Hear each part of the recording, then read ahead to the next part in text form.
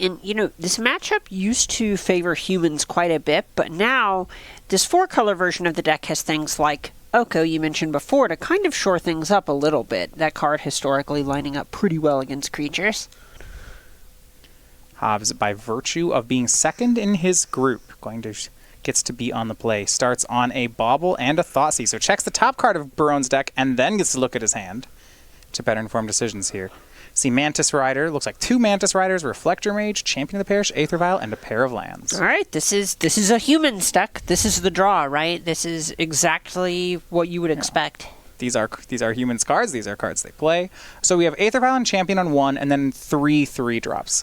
And actually not the 3rd land yet. So there's a lot of different ways Hobbs can attack this. Right. So the big thing here that I would be focusing on are these 3-drops. The big reason for that being Reflector Mage is good at tagging your low tall creature deck, and Mantis Rider gives you a ton of reach against the pay 11 life tempo deck. All right, so you're going to go after the 3-drops. Is there any consideration for taking Aether Vial to slow him down on making multiple 3-drops? Right, so here we see Hobbs kind of leaning into that Aether Vial, because if you can just stay ahead and answer these cards one at a time, you're going to end up being okay. That's what he does. Takes the Vial and draws off the Bauble. That's me for the first turn. Hobbs down to 17. Thanks to doing some damage off his own lands. Those Nurturing Peatland.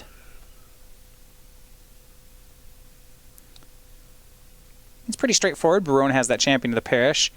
A lot of pressure on him. I mean, he has 3 draws to do it, but really needs to find that 3rd land for this hand to play. Right, and you're not going to get that much time against something like a Death Shadow deck compared to some of the other Thoughtseize decks of the format. This deck is known for just cranking out 5/5, 6/6s, and so on. Barone, our Season 2. Both these players, actually, are not qualified for the Players' Championship until just a few weeks ago. On Hobbs, 3 weeks ago, on Hobbs' side, he was the last at-large player to make it into this event. On Barone's side, he was the Season 2 Invitational winner. Both of them started the weekend outside the field and played their way in. Right, and this is a spot where, Hobbs has really made a name for himself playing these tempo strategies like Death Shadow, but I almost want to give the nod to Barone here in the matchup, right? He made the top 4 of a Modern Classic a few months ago to qualify for the Invitational, and then it feels like he just stomped the Invitational on the back of these small ball creature aggro strategies. So he is right at home here. Yeah, especially with this kind of hand. I do still like Chris in the matchup. These 3-drops are really powerful. Exactly. At this point, he just needs to try and actually get to the point where he can start casting them. And, let's think of it this way. If he's not missing land drops, what is he drawing instead? Spells. Champion of the Parish from Chris.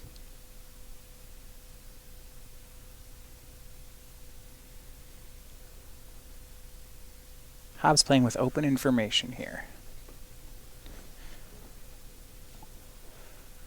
On the Death Shadow side, especially when he knows about this hand, there feels like there's a lot of tension on Hobbs' side. He wants to get his life total lower, but at the same time, against Reflector Mage and Mantis Riders, he has to really be careful to not go too low on life points. Right, there's only so much of that work that you can afford to do yourself. And we see one of the Singleton Tarmogoyf. It's the play for Hobbs. It's his only copy of it in the deck. Here is a 3/4. Going to be nice to have artifacts in the graveyard against something like humans, which actually ends up making creatures where sizing becomes an issue. I actually really like the Tarmogoyf here. I mentioned it's only a 1 of in Hobbs' deck, but I think he's pretty happy to see it in this matchup. Right, and, we see a Thought Scour hanging out in his hand, and that's the type of card that can just change the size of this Tarmogoyf mid-combat. Back to Barone we go. Looks like he picked up a copy of Noble Hierarch. Certainly some play to that card here. Hey, speaking of some play, sounds to me like he's going to get to play some of those 3s. Is the land drop. Now I'm wondering if he has picked up another 1-drop, he could actually make an attack this turn.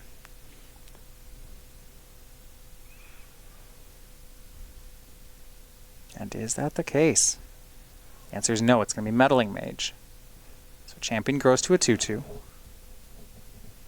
No attacks here. We'll see what the name is, though. And I like this. Fatal Push is the call. Big one. with the open decklist situation in this Players' Championship, Barone knows that that is the removal spell Hobbs has the most copies of in his 75. Yeah, Hobbs actually with a good diversity here. It's 3 Fatal Push, so that is the one to name. But 1 Drown in the Lock, 1 Assassin's Trophy, 1 Dismember. He'll lead on a Thought Scour, grow his Tarmogoyf to a 5/6.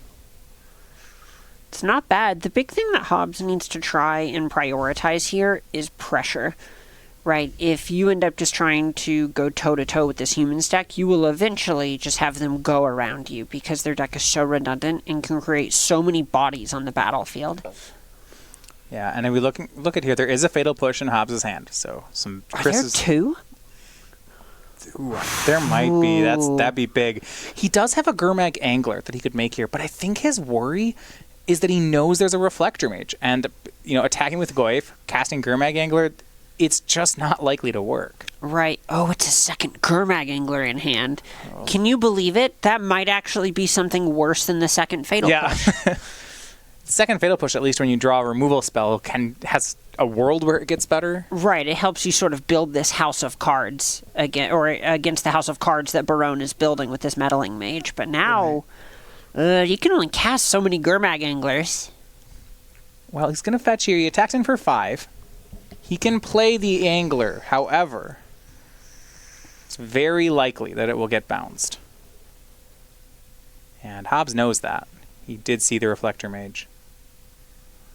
So a Delve of 5 takes the damage off the Peatland. And these last ones are going to shrink his Tarmogoyf. Yeah, this is the point where Hobbs is trying to weigh what are the cards that are easiest to end up putting back in the graveyard. Yeah, he kept land instant in his yard, and then there's an artifact in Barone's. I think there's a strong case for maybe exiling the land, since if worse comes to worse, you can crack your Peatland. On Chris's side, he didn't play a Noble Hierarch last turn, which I was going to say made me think he had the land, but it looks like he didn't. No, I think at this point he just wanted to try and lock down Fatal Push. The idea here is that the sooner you lock those cards down, the more powerful your cards are going to be, or the bigger effect you're going to see these Meddling Mages have. Yeah, and this is a big gift for Hobbs, the fact that Barone did not find that third land.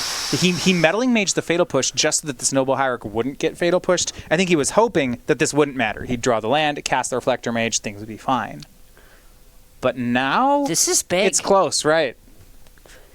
I mean, Hobbs might even be able to get the second Angler out. Right, and now there's this Tarmogoyf that can actually attack, because if Barone goes for a double block, you're probably happy trading Tarmogoyf for just the Meddling Mage because it unlocks your Fatal Push. Bauble checks the top card of Barone's deck. Yeah, with a Fatal Push in your hand, you have to be happy of really any outcome. There, the Meddling Mage leaves the table. And here's a swing. It's for 8, so put Chris down to 7. Love this attack from Hobbs. Hobbs' hand is Gurmag Angler and Fatal Push. Neither of them are castable yet. Give it a second. If you double block on this Tarmogoyf, then there's a 4th card in graveyard, Gurmag Angler, and so on. Yeah, a double block here is so good for Hobbs. He can cast the Angler. He'll free up the Fatal Push. Ooh, and that's what's going to happen. And, I see how we get here from Barone's side. Yeah. There are only a couple of cards in Hobbs' hand. Barone is really just trying to prioritize staying alive. Yeah, and how happy is Hobbs to see this happen? Oh, unbelievably. Fatal Pushes away the heart. Okay. So how do you feel? He had the option to make second Angler and went for the Fatal Push instead. Well, he still could have made the other Angler.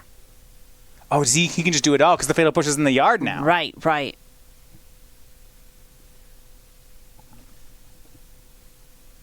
2 cards in hand. Yeah, looks like he chose not to. That might come back to get him. We'll see. Depends what that last card in hand is. Okay, here's an attack for 3. You're definitely casting that creature pre-combat if it matters. Yeah, here is Phantasmal Image. It's going to copy Gurmag Angler. Now, if Hobbs wants to, if he finds a Fatal Push, he can Fatal Push down the image, even though it's 7 drop. Fatal Push. Oko would kill it anything. Too. Yeah. So Hobbs down to 8, Barone at 10. Hobbs thinking about drawing a card with that Peatland. Yeah, he has an Angler, and there's one more hiding out behind it. I don't know what it is. Looks like a Stubborn Denial.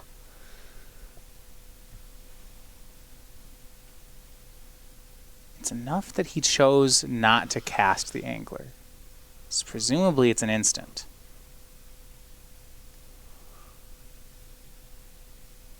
And see Hobbs doing some math here. We are still holding on Chris's end step. Yeah, Stubborn Denial's the card. And that was the priority he made. That's why he didn't make the Angler. He really wanted to hold up that Stubborn Denial.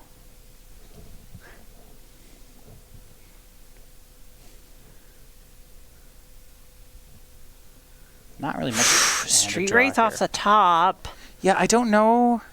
Okay, he's going to cycle. Goes to 6. Draws into, it's a black card. I mean, he'd love to find Teamer Battle Rage. Another Street Wraith. These are starting to get risky. The second one makes that Angler lethal. So he will draw a card off the peatland. Finds Dismember. If you ever wanted to be a Gurbag Angler, to be a Death Shadow so bad in your life. And you know, he can maybe make the second Angler. Right, there's the concern that he knows there's a Reflector Mage in Barone's hand, and he's dead to it. But he's also dead to the Mantis Riders. He's just dead to a lot. Right. Even if he makes 2 blockers, Barone, when Barone draws the third land, Hobbs is very close to dead. Correct. Right? A Mantis Rider swings in, deals 3, swings in again, deals 3, dead. And it can chump block while it does it. And you see Barone knows that, so he's actually just going to trade Anglers. Another Gurmag Angler from Hobbs, but yeah, Barone can just chump his way until that land shows up. Right. Stubborn Denial in Hobbs' hand doesn't do much. Street Wraith in Hobbs' hand is Stubborn Denial, Street Wraith, Dismember. None of these are cards I'm excited about. Yeah. Well, you know, if you find another land, Dismember is just a hero's downfall. Uh-oh. Island, we found the card. Is it an embarrassment of riches here? He's debating whether Mantis Rider or Reflector Mage is better, and who cares?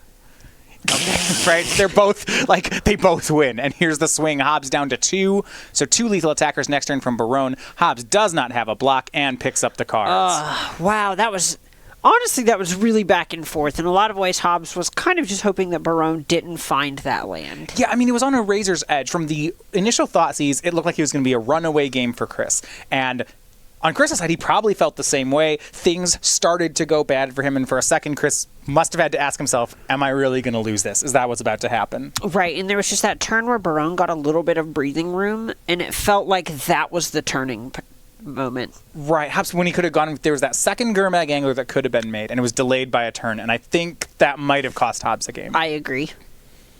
But he will get some time to recover. He did, remember, win the last matchup between these two players. They played earlier in the day in Legacy. Hobbs was the winner. That's why we call it a grudge match. Barone looking to even the score, as it were. And so far doing just that. He's up 1-0. Now, let's go back then to some sideboards. So for John Hobbs, right, there looked to be a lot of dead cards in this matchup. Right, Stubborn Denial, pretty embarrassing. A lot of the things that are going to be attacking spells rather than creatures, obviously not going to line up against the Vials, Lands, and Creatures deck.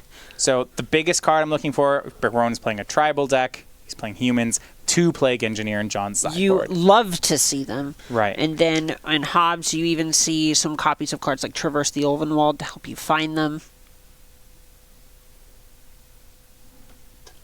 Yeah, he does have those, so he has Plague Engineers 2 up, so he should have some redundancy on those.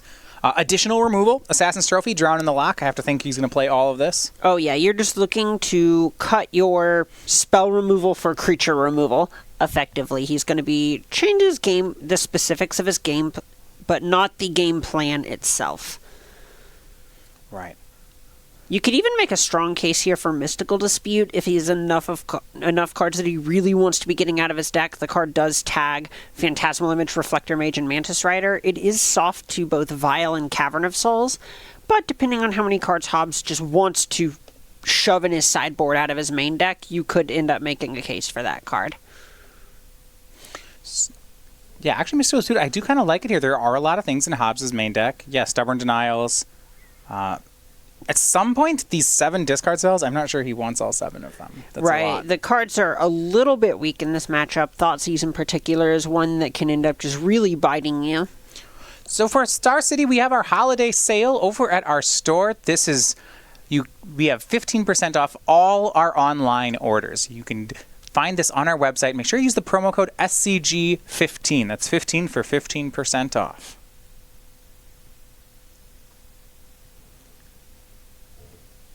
Now on Barone's side, he actually does have some things he can do here post board as well. We're looking at things like Deputy of Detention. Auriok Champion. That is big fan deal. of that, especially since Hobbs has elected to lean more into Gurmag Angler than Tormagoyf. Right. That card is incredibly attractive here. Obviously, it's a little soft to something like Plague Engineer, but if your opponent has that card against your humans deck, it's going to be good. Tell me something I don't know. Yeah, that's actually interesting. The Plague Engineer thing. Barone has to bring in these 2 Dismembers then, right? Oh, Dismember, going to be great here, just because it can also tag things like Gurmag Angler, or just let your creatures beat up on Hobbs creatures in combat and turn it into a combat trick.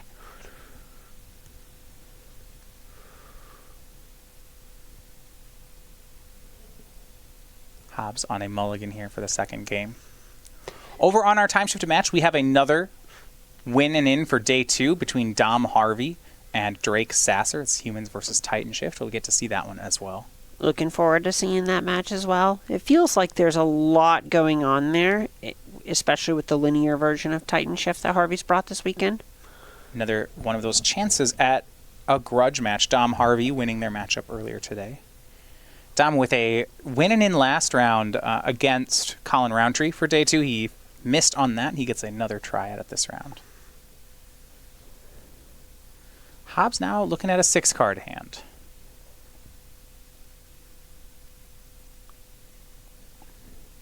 This kind of matchup can be tougher for Death Shadow. It's a deck that, almost in a Delver-style strategy, wants to get 1 or 2 threats out and then protect them and end the game. Exactly. It's very much a sort of tempo-y protect the queen strategy.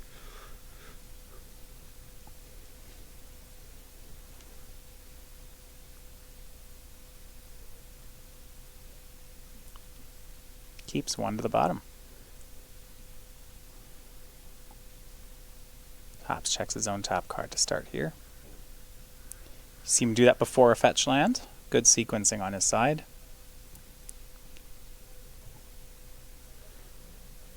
You see Dismember, 2 lands, and draws a card. Might be a Plague Engineer in there. And he draws Oko for the turn. Ooh, have you ever named Elk with Plague Engineer before? I have not. That sounds excellent. All you need to do is get 3 Plague Engineers out. All of them on Elk. All right, notice this shift. Hobbs fetching a tapped breeding pool on Barone's instep. Right. Not desperate to pay a bunch of life down now that he's sort of adopted this more reactive stance with cards like Oko and Plague Engineer. This is really interesting. It shows that he's willing to let Chris do the work for him in attacking. That he actually just needs some extra time. Now, the question is whether Chris is going to hold up for a bit before he starts attacking. There is always that weird sort of counterplay where if your opponent's at 18 and you only have, say, 5 or 6 power, you kind of go, do I want to let them have a Death Shadow, or... So Hobbs checks Barone's top card. Shocks, draws a card off Bauble. So still no plays yet. But he does have that Plague Engineer hiding out for next turn. 2 of on the sideboard is his best card in the matchup. And that could end up being brutal if Barone plays something like an Auriok Champion, expecting that card to just go the distance. So Cavern from Chris.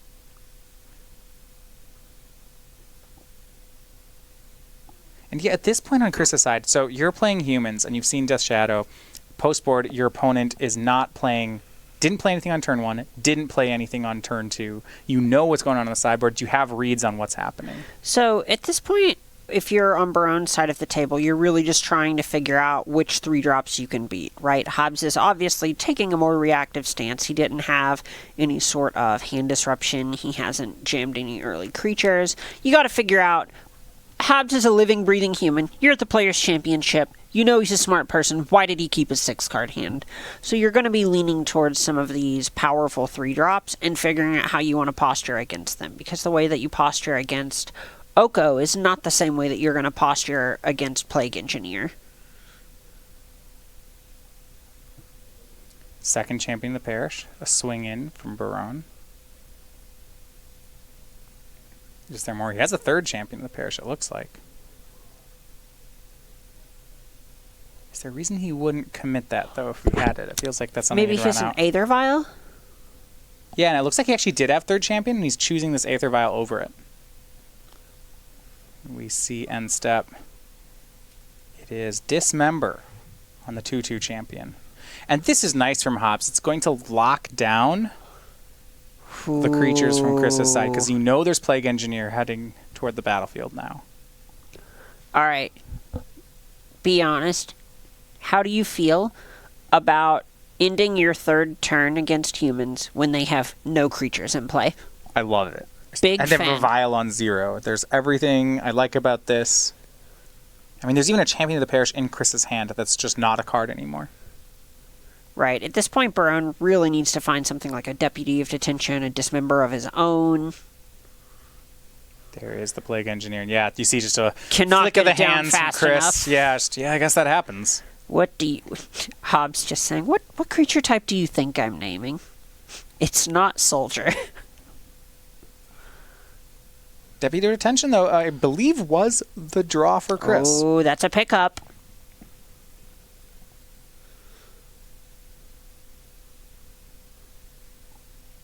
Here we see Mantis Rider, Deputy. I don't know that he has the land, though. Thalia. Ooh. Yeah, most of these are cards he just can't play right now. They would be dead on arrival. Yeah, Thalia. Thalia's Lieutenant. None of those are good. Chris just has to pass. Wow. Big opportunity for Hobbs. Chris's deck has not been cooperating on the land front, and this gives John an opportunity to cast Oko. Takes 1, and he will make the Planeswalker. Love this Love play. this elk. Yeah, turns the Aether Vial into an elk. He wants to keep Chris off that mana. There's also a point where we can assume that Cavern was on human, which means that it could end up throwing Barone off depending on what other land he ends up drawing here with this Deputy of Detention. All the 3/3 elk will attack Oko. Hobbs not going to block or trade with that Plague Engineer. So, and that is it. Chris misses the land again. Hobbs with a golden opportunity to even the score. This is how it happens.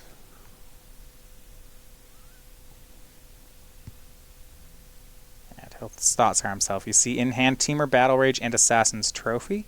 Picks up another land there.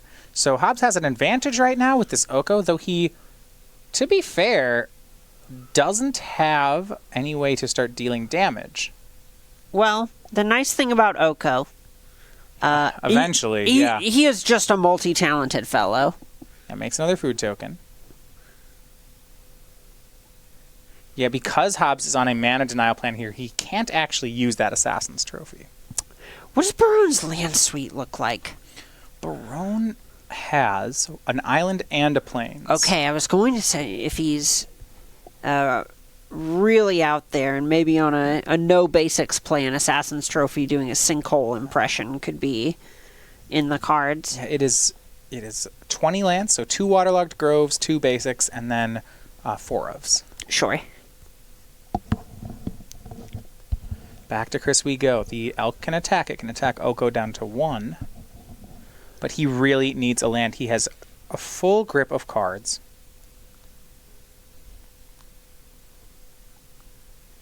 And there is such a colossal difference between 1 loyalty on Oko and no loyalty on Oko. Yeah, Oko is not a planeswalker that gets attacked down very often. Bright side, human stack, good at attacking. Even when it's an elk getting into the red zone. Swing here, Meddling Mage, the pickup for Chris. Now has to decide if he wants to cast it. It would be a 1/1. If it is, what does he name? Last time he named Fatal Push, but based on the way this game is played out, it doesn't feel like it's likely that Hobbs has Fatal Push. Yeah, and that kind of comes down to if Hobbs actually wants to even try to protect this Oko, if it feels like it can just protect itself. I don't think there's any great names. Yeah, you get a name Death's Shadow. I actually like that. Sure, that's fine. At this point, you're probably just naming any creature. Yeah, because that's what Hobbs is missing. Right. It's a good threat. I mean, and on Chris's side, it might be underwhelming to cast Meddling Mage, but as soon as he draws a land, I mean, he's not using the mana anyway, and as soon as he draws a land, he's playing 3-drops for the rest of the game. Drew a Death Shadow. Oh my goodness. So a great name for Barone. It's what we call a Thoughtseize bug. And Hobbs Thoughtscars himself into another land, so not actually any help here. He makes an Elk blocker, but then has to pass. And Chris, if he hits that land, he might still be live to win this game. Honestly, he's in a pretty okay position if he can just start actually getting onto the battlefield here. Right, a land here, and he has Mantis Rider. Oko's gone. Mm-hmm. Maybe it's fine. He needs the land, though. Finds Phantasmal Image. So I'm looking at Plague Engineer as the thing to image here. Engineer, a creature. The creature type on it is Carrier. Is there a world? Maybe this is to level 1 million, but Phantasmal Imaging, copy your Aether Vial that is now an Elk, and it would enter the battlefield and then as it's an Aether Vial? I guess the problem is that it's going to get elked too many next. turns. It's going to get elked, right? No matter what it is, yeah, Oko just gets it. You're right. Huh. So maybe you don't even... I mean, generally you wouldn't cast on this board, but because he has 5 other cards in hand... Ooh, I have one. All right, here's what you do. You swing both creatures at Oko. Mm-hmm. Hobbs eats your 1/1 with his Plague Engineer. Then post-combat, you image the Plague Engineer and kill Hobbs' Plague Engineer. You lose your guy, but now there's not an engineer on human anymore. That's a play, for sure. I think, what's the worst-case scenario? The worst-case scenario is if Hobbs makes a smarter block, you threw away your Meddling Mage. Okay, that's fine. I don't even think this Meddling Mage is very good.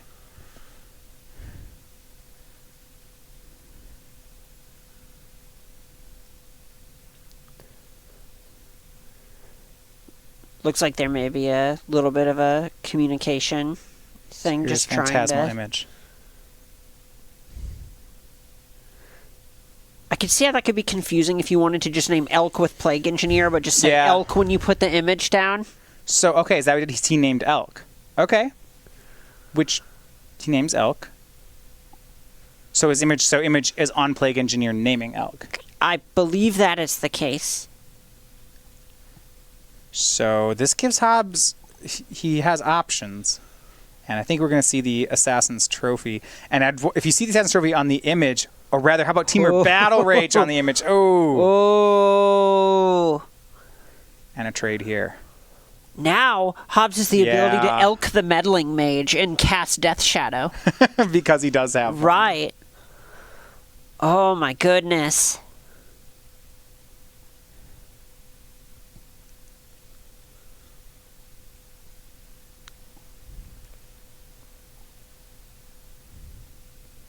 Yeah, 2 cards in Hobbs' hand, Assassin's Trophy and Death's Shadow. Draws Inquisition of Kozilek. That's pretty free here. He's going to make a food. Actually, let's decide. Sure. Inquisition will be the cast. He gets to see the hand. Deputy of Detention, Mantis Rider, 2 Thalia's Lieutenants, Champion of the Parish, and Thalia. So, if this Plague Engineer dies, a lot of stuff's about to happen. Oh, yeah. Yeah, you stake the deputy. You're just protecting Plague Engineer, and so here's what you do if you're in Hobbs' spot writing this hand down. You write down Mantis Rider, and then tell your opponent they can pick their hand up.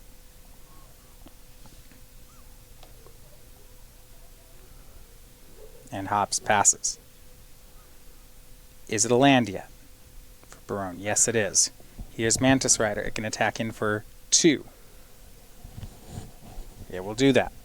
And get met by Assassin's Trophy. And now we're reaching a spot. All the creatures in Chris's hand are dead on arrival. They're all X1s. Plague Engineer's a messed up Magic card. It's not doing too bad here. Now, I guess Chris can dump these Thalia's Lieutenants onto the board dead to pump the Meddling Mage. That is what they do. You know what? I'll tell you something, Matthias. That is a legal play. Yeah. It's one we might even see. Barone is allowed to do it. I mean, if we can't remove Plague Engineer, he's probably got to start making plays before this Oko wins the game. Sure.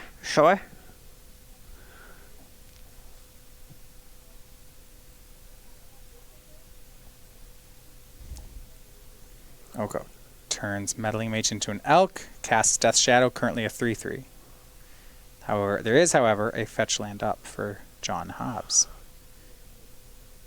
And yeah, this Plague Engineer just becoming the whole story. It's Waterlogged Grove for Chris. He'll immediately go through it to get a new card, trying to find a Deputy of Detention.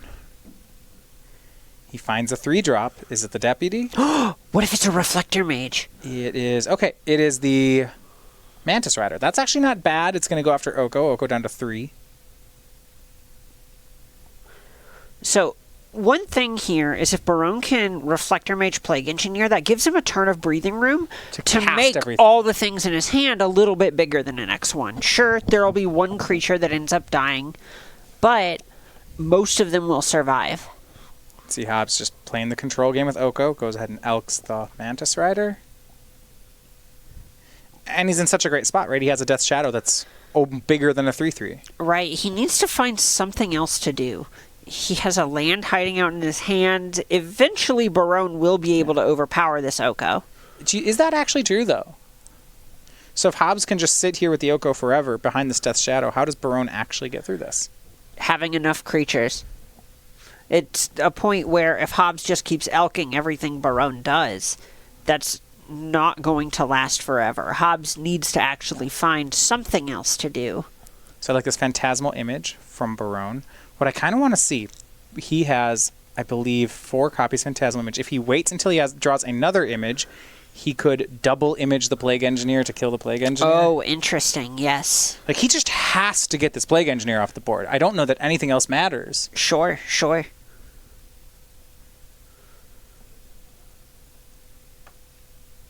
pair of 3/3s. Can't really attack with them.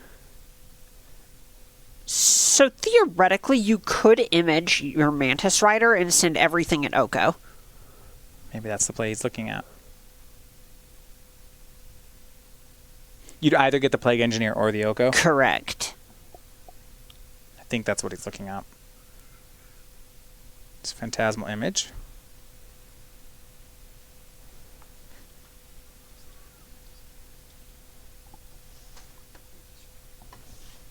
Copies Plague Engineer. But that's not going to stick around very long. Oko can just take care of that. Sure, at this point it may just be that he's trying to prevent Hobbs from elking his own food. Yeah. And starting to produce blockers that way. Copied Plague Engineer is on Elk. But I mean, I don't know if it matters what this engineer's targeting, right? It's not the really. Oko's going to shoot it. Hobbs down to 9.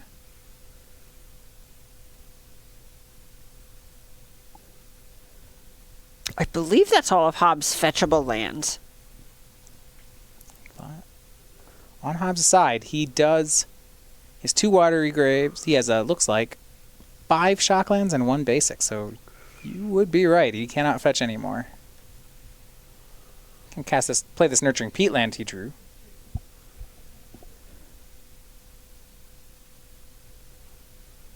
And he elks his own food token, as opposed to shooting down the image.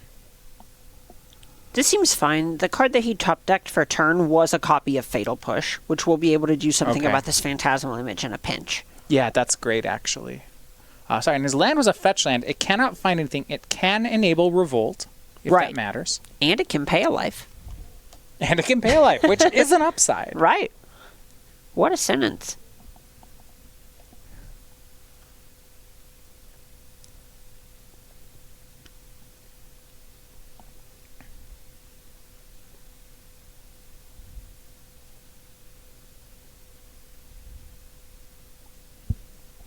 Back over to Barone.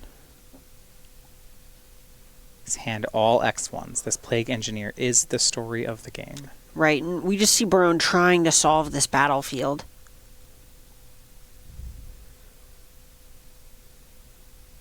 It's another Phantasmal Image. Hold on. Ooh. So this is the situation I was talking about. If he'd held on the first image, he actually could have killed the Plague Engineer here. Right, right. He could have set Carrier twice. And that feels like a missed opportunity. I think it would unlock his hand. Absolutely. As it is, he set them both to Elk. Okay, sure. All right, which means these are down. You know, this is a 1/1 Elk. He can swing pretty freely here.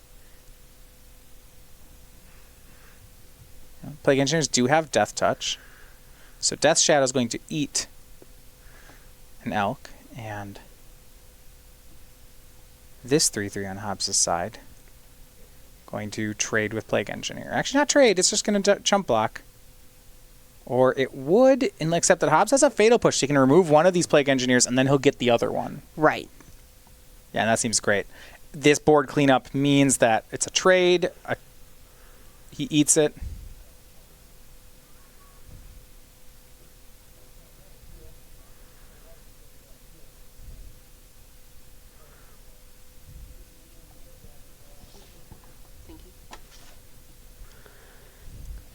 And a food token here. We do actually have an update on our other grudge match. That one finishing. It is Drake Sasser with the win over Dom Harvey. So Drake advances to day 2. He's playing humans. It might just be a 2-0 sweep for humans. We'll see. For Dom Harvey, after a 2-0 start, losing 2 shots to make it to day 2. So he is going to be in the bottom bracket here. The play to stays for the remainder of the day. See if he can. So record at 2-2. You know, the bottom 4 players in the field get eliminated at the end of the day, and Dom is going to have to fight off elimination.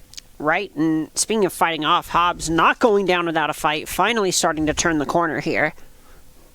Right, finally it's to attack back, and this is because he has a second Death Shadow. Exactly, he's starting to actually find some gasoline off the top of his library.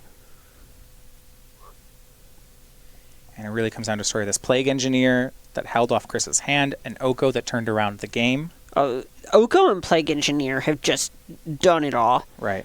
Barone to 11. His whole hand is still uncastable, and it looks like we're going to head toward a game 3. Right, he is just holding on by a thread at this point.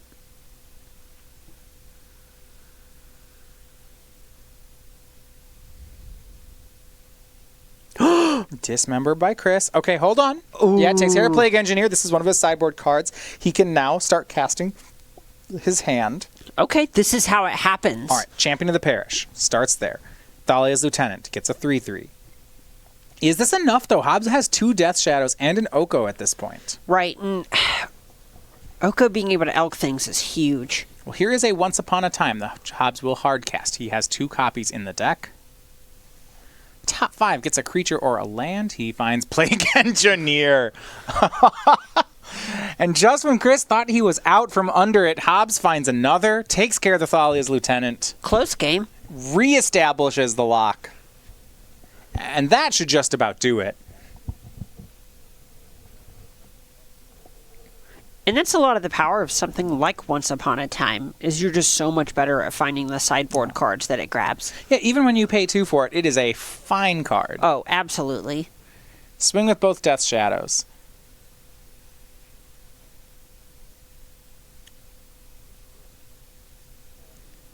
And an Elk. He was going to send the team. Both Shadows are 4/4s. Elk is a 3/3. This is a swing for 10. Right. Or 11. This attack here is great. It means that Barone cannot double block a shadow without dying. Right. He actually just picks up the cards. So Hobbs evens things up here at 1 game apiece. Some back and forth there really from both players. Yeah, absolutely. That game ended up actually being quite close. We saw Hobbs flood out a little bit, but just have the hammers he has for this matchup are so powerful. And it means they are going to head to a 3rd game. For a second there, it felt like Barone had some opportunities to get out from under the Plague Engineer, but And actually, he actually finally did at the end, but then Hobbs reestablishing it. Yeah, and it was just too little too late. There were several turns where it felt, well, if Barone hits a land for this deputy detention, rips a reflector mage, there were opportunities, like, absolutely, but Hobbs gets just enough time to take it down. So Barone will get a chance to be on the play for Game 3, maybe get by those 2 Plague Engineers. Now, if you like the chairs you're seeing here at the Players' Championship in our feature match area, they are brought to you by Carnox. So you can get these chairs and save 10% at checkout at carnox.com/SCG. If I had to rate these chairs, I'm going to give them a comfy out of 10. Oh, I like that. Oh, yeah. So for John Hobbs, just 20 years old from Marion, Indiana. This was really his breakout year on the tour. He got that last overall spot in a narrowing on a tiebreak over Ross Merriam as our last player in the event. And this has really just been, he has been one of the rookies here, I think, on our tour. 12 months ago, we didn't really know much about John Hobbs. Right. I was talking to him at the hotel yesterday, and he actually missed the first 2 opens of this year because of how far. First one, needed a team for it, didn't have it. Second one, too far away. Third one goes to Dallas, ends up doing incredibly there. Top 8s. And saying, you know what? Let's try it. Let's go for it and see what happens. And that's just what can happen when you put your nose to the grind, put the work in, and are good. Yeah, second top 8 in early February. So top 8 had 2 of his first 3 opens for the season. Decided to make a run for it, and then top 8 of the Invitational season 1. Right. And from there was able to hold on to enough points to make it into the Players' Championship. Right. We saw him also get a win at a team open with him, Dominic Harvey, and Bertarioni. Incredibly strong team in hindsight, looking at all 3 of those players in the Players' Championship. It's easy to see how he got here. And now you see 1 game win away from locking his spot into day 2 of the Players' Championship. And this one's going to be a good bit harder with Barone on the play. That's going to naturally weaken a lot of these Inquisition of Kozilek Thoughtseize effects that you'll see from Hobbs, it giving Barone a chance to, say, cast an Aether Vial before Hobbs can take it. It feels like it puts a lot of pressure on Hobbs to have one of the Plague Engineers again. Right, he needs Plague Engineer. He really wants something like Fatal Push to make sure that he has that early layer of interaction. Right. Now, he does have those 2 Plague Engineers and 2 copies of Once Upon a Time to help him find them. See if he can do it here for a 3rd game. A keep by Chris. Hobbs thinking about it. He was on 6 last time. That one ended up okay. Does he want to give this one a spin? And you can see it on his face. He's just not sure about it. Is this the hand? I think what I'd wonder sometimes with these matchups, say I had a hand that had Plague Engineer but was 1 land on the draw. That's the kind of thing that would make me, kind of head in hands. Like, maybe if you have too many Street Wraiths, but you have a Plague Engineer. Yeah, I have the Engineer. I did the hard part. Can I reasonably keep this? Here's a hot take. The London Mulligan exists. Just throw it back. Maybe that's not the a hot things you take. used to thought were borderline aren't borderline anymore. Throw them back. All right, we're in. He keeps. All right, Champion of the Pair. Starting turn 1. Hobbs checks his top card.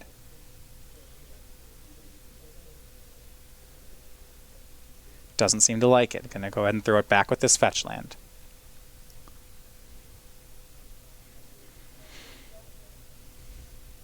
All right, that will be the play. So, down to 19. Is it farther? Thumb in a watery grave up front. There we go. It's a Death Shadow in his opener. So we might be okay with taking some early hits off Champion of the Parish. Oh, yeah.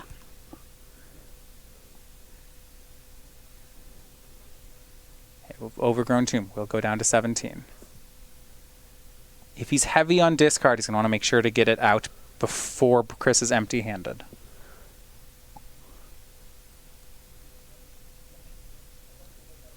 Street Wraith to 15. All right, some Oh yeah, this is some a high Death Shadow velocity Death Shadow starts. He draws.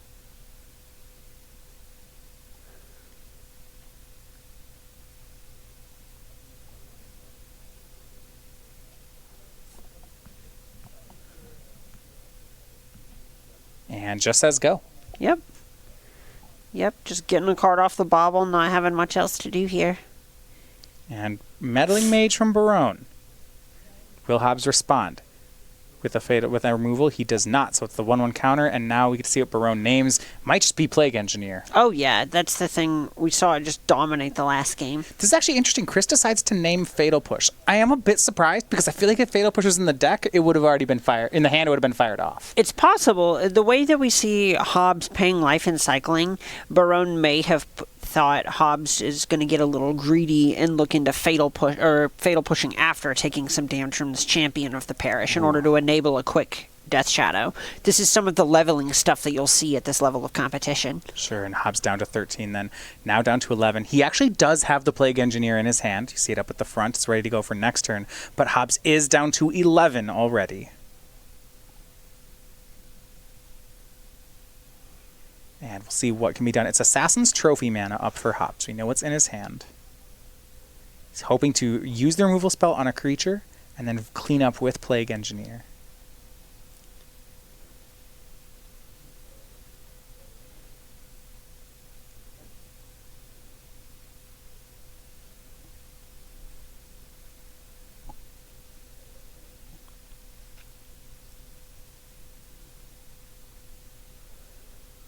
See some Noble Hierarchs. Those ones not going to play particularly well here, as the Plague Engineer can clean them up.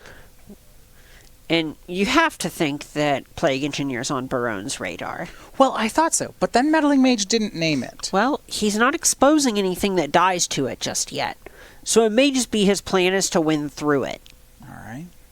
Here is a second. It's a Phantasmal Image. It's likely going to be on Meddling Mage. I guess Chris, John could with it on the stack. I love this. Love this. Okay, with it on the stack, he Assassin's Trophies the Meddling Mage. This means Image has no choice but to come down as a champion of the parish, which can be cleaned up by the Plague Engineer. All right, this is going to come down to if Barone has anything to do with this land. Yeah. That he gets off the Assassin's Trophy. So here's the thing. He's got Noble Hierarchs, but his basics are an island and a plains. Okay. So he can't make the Noble Hierarch to pump it. Phantasmal Image should be the other way around, right? Image is in play, not right. But now Image is a 1/1 champion. This is so good for Hobbs. I love the play. Now, right, the blowout is if Chris has another champion of the parish. He does not. It's going to be... Well, here's Horizon Canopy. Hold on. Okay, Noble Hierarch. It will pump both. Ooh, this might actually be too much for a Plague Engineer to deal with. This is too much damage because now it's 5 from the champion. Yeah, this Exalted trigger is no joke. Okay.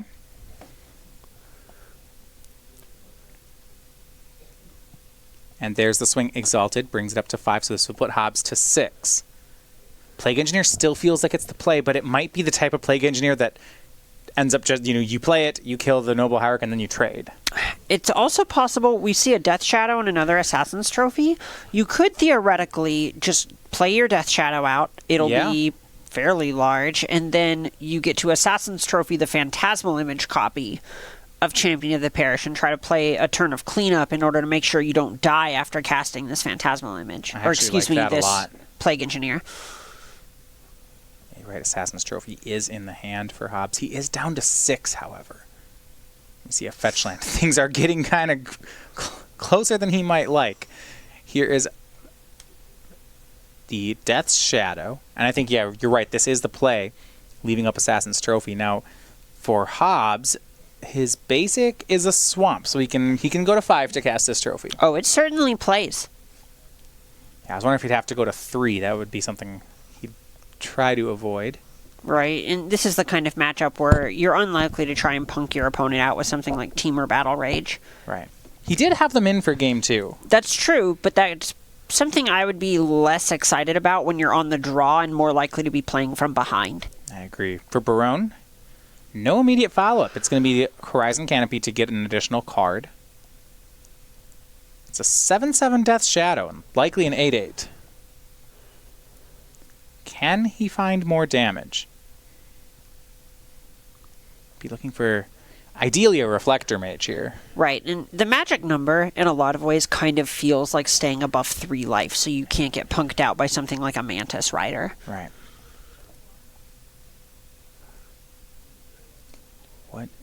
So Chris has a Noble Hierarch.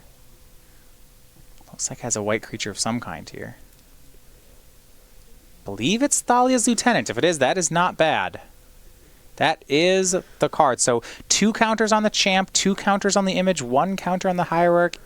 Really building some nice protection for himself against a Plague Engineer. I like the way the Barone is navigated around Plague Engineer this game. He's Right. never exposed more than 1 creature at a time to it. It's nice, right? He didn't Meddling Mage it, and in a sense, maybe he didn't have to. Right. There's a spot where if you can just reduce the efficacy of the card, then you'll end up being okay. And then Noble Hierarch. And again, this means counter on Champ, counter on Champ, counter on Lieutenant. It's still only a 1-for-1 to Plague Engineer. Oh, wow. And this is, he can attack through it, can't he? Yes. Well, Maybe.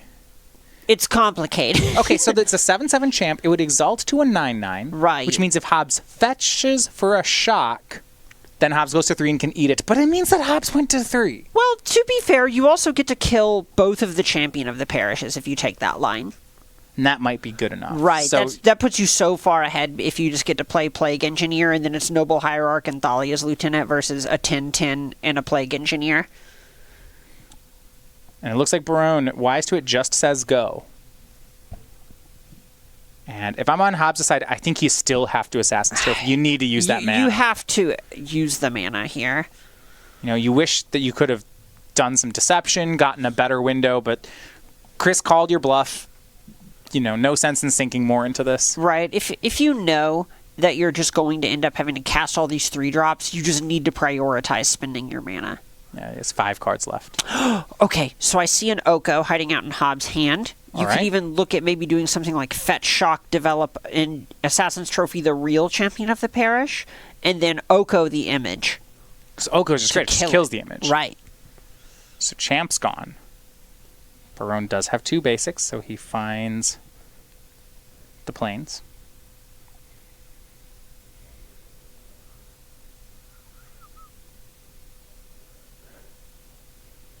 I think Hobbs may have stabilized here. This is really close.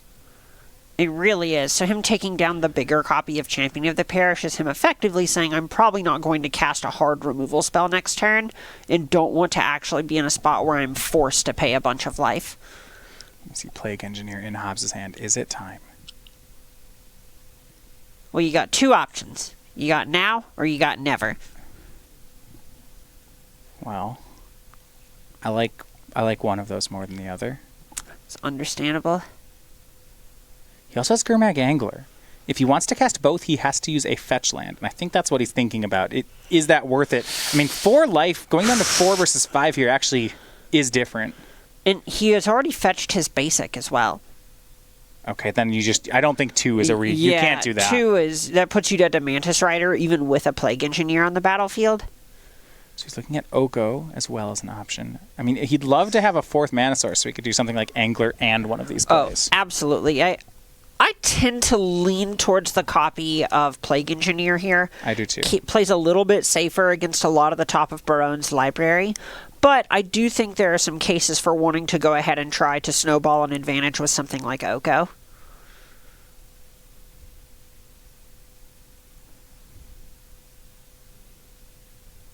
Well, with Plague Engineer, the worst case scenario is if he plays Plague Engineer and Chris has a draw that does something. Sure. Hobbs might have to block and trade it away. Which I know he doesn't want to do, but maybe that's fine. Sure. Right? Because you'd kill the Hierarch when you cast it, and then maybe, let's say you do that, and then it has to trade with the Phantasmal Image. Mm-hmm. Not ideal, but you're still alive. And Sure. you did get a 2-for-1. All right, well, it's fetching time. It's fetch and shock time. Hobbs to 2. All right, you're not beating Mantis Rider. That's fine. Okay, do we have Temur Battle Rage? Is this just the other direction? Ooh. I don't this think just he the would have best- slow rolled it like that if he did. How good of a bluff would that be to fetch shock here and then swing with the Temur? If you just start this turn by swinging with the Death Shadow. just untap, swing Death Shadow, look your opponent in the eyes, and then just be like, you're going to jump block this? Come on, double block, do it. And it looks like, okay, here is Plague Engineer and Gurmag Angler, but this has left him open to Mantis Rider. Hold on. I mean, look, if you were dead to the card, you were dead to the card. That's just the way it works. Now he's real dead to it. Does Barone, to send him into day 2, have The Mantis Rider. I don't think so.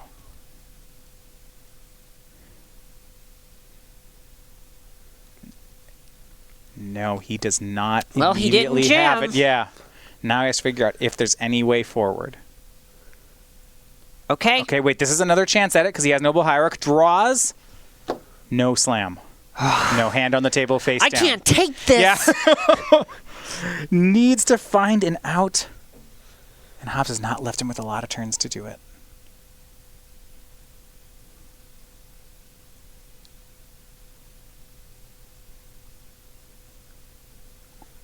And his biggest attacker would only be a 5/5. Right. These creatures don't really work. Not that great in the face of a 5/5 and an 11/11. Right. I mean, he's almost just dead on the crackback here. Right.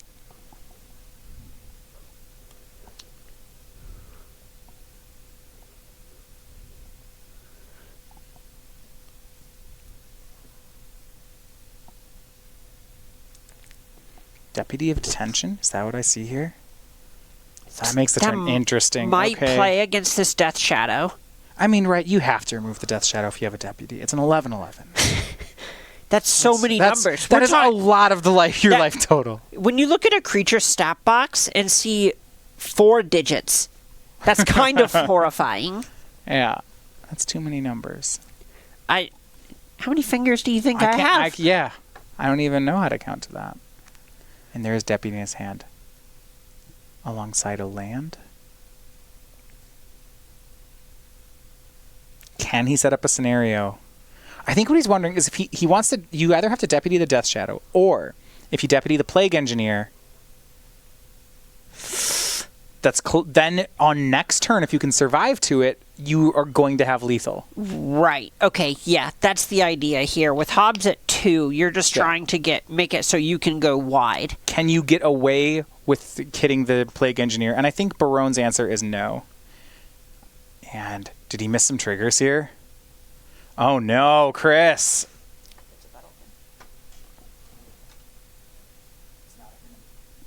And Deputy of Detention. Hold on. Maybe I'm the one here.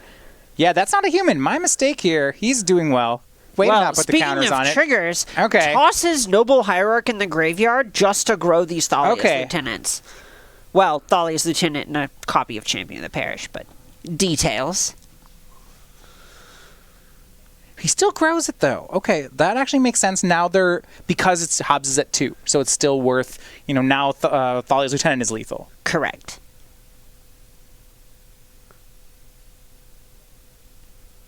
And form BC Oko from Hobbs. Gonna go to work. Plus takes care of that phantasmal image. Poof.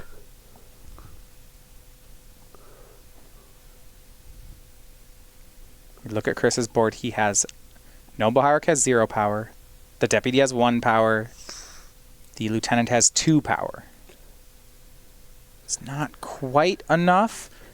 And there's a Fatal Push hanging out in Hobbs' hand, so even if Barone can get something out of the way, that's just going to end up actually being bad for Barone because it will enable Revolt. It will enable Revolt.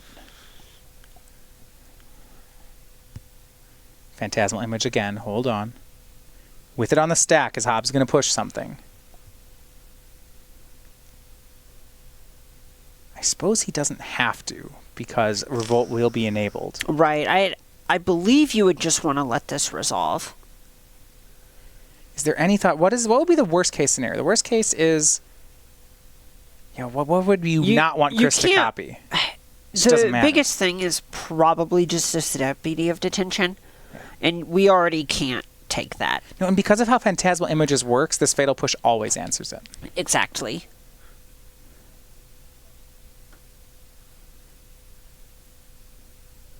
Copies Deputy, takes the Plague Engineer.